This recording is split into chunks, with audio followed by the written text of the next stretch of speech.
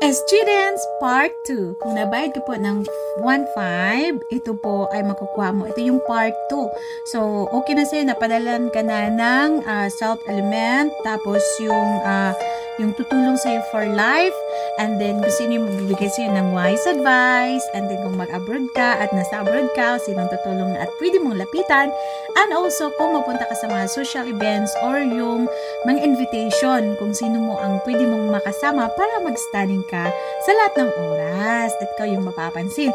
And also, malalaman mo rin kung ano yung lucky direction mo na tutulong sa'yo para maging smooth and okay ang buhay mo at doon ka yayaman. Now, ito yung pinaka-importante sa lahat.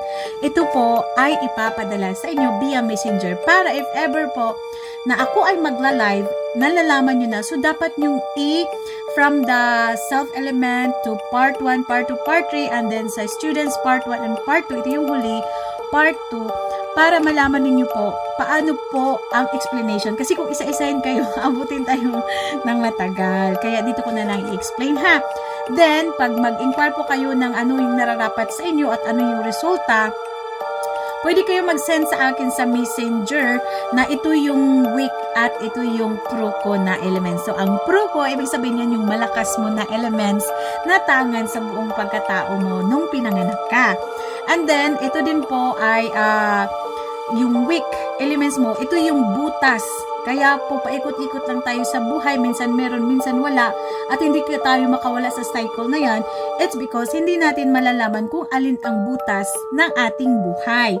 Yung butas na yan, kahit anong sipag natin, kahit anong negosyo natin, kahit anong trabaho natin, kahit talagang 24 hours ka pang nag-work, ay hindi pa rin nagbunga lahat ng pinaghirapan mo. Kasi may butas. Ibig sabihin, ang pira mo lumalabas lang. Magastos, laging may emergency, laging may nanghihingi. Instead yan ang plano mo, hindi natutuloy. Na nadadivert ba? Laging may mediocre. Mediocre pa ibig sabihin, laging nadadivert sa ibang, example, gusto kong bumili ng bahay na maganda, tapos ang naano mo lang is yung hindi ganun sa plano mo ba? So, laging nalilihis. Okay? Now, dito mga madam ko, kung gusto niyo sumali din sa students, all you have to do is send me your full birthday. 1.5 lang po yan. Malaking bahagi at tulong na yan sa iyong buhay. Tapos, kung alam mo ang hours, kung kailan ka pinanganak, makikita yan sa birth certificate, ay mas mabuti. Now, eto naman ha, ay napatandaan niyo po ito kasi ito yung calculation ng iyong basket of elements. Okay? So, naglalaman ito ng resource, companion, influence, wealth, and output. So, dapat, malalaman mo dyan kung sino dyan ang managers, supporters, creators, connectors, and the thinkers. So, dito malalaman kung ilang percent ang pwede sa'yo. Dito malalaman kung pwede ka ba sa negosyong yan, sa trabahong yan, dyan ka ba yayaman, at dyan ka ba maging smooth ang okay mo, or dyan ka ba babagsak. O again po, kung ano yung pinakamalakas mo, wag mong dagdagan. So, dapat inut mo dyan kung alin yung pinakamalakas mo na element at ilang percento yan at anong klaseng nakalagay dyan. Either resource, companion, influence, wealth, or output po ang nakalagay dyan. Importante yan ha. Now, sa weak naman elements, isisend din yan sa kapatid ko kasama sa basket of elements na dapat nyo i-take note at ilagay sa inyong mga notebook ang mga weak elements mo. Kasi ang weak elements na yan, yan ang mga butas sa buhay mo. Yan ang dapat makuha mo, either the bracelets, the mutya, the amulets, or mga pampaswerte na ipasok mo sa buhay mo, or mga colors, mga bedsheet, mga curtains, kulay ng bahay, ang dami pong factors or mga utensils na ipasok mo sa iyong buhay. And yung damit na isusuot. So, yan yung mga energy, source. So,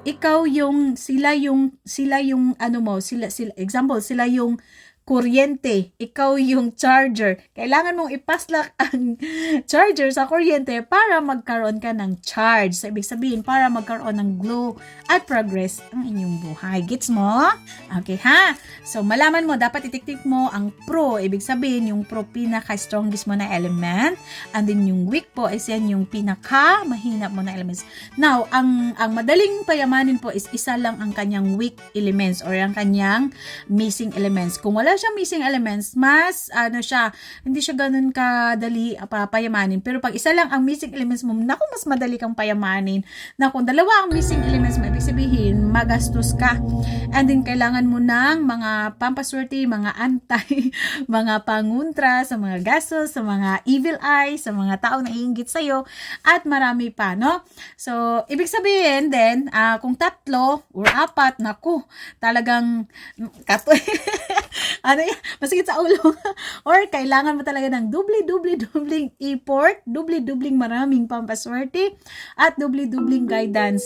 Or, mas mabuti magpa-life chart ka na lang para mag-guide ka talaga at bilhin mo yung mga resita para sa buhay mo. Kasi makakatulong talaga yun.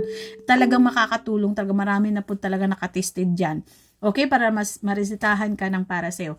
Again, the weak elements, yan ang ipasa mo sa akin at ang strongest. Kasi yan po malalaman ko kung ano ang kulang sa buhay mo. Again, kung ang elements mo or ang percentage ng buhay mo ay, like example, sa resource, wala kang masyadong pinagkukunan.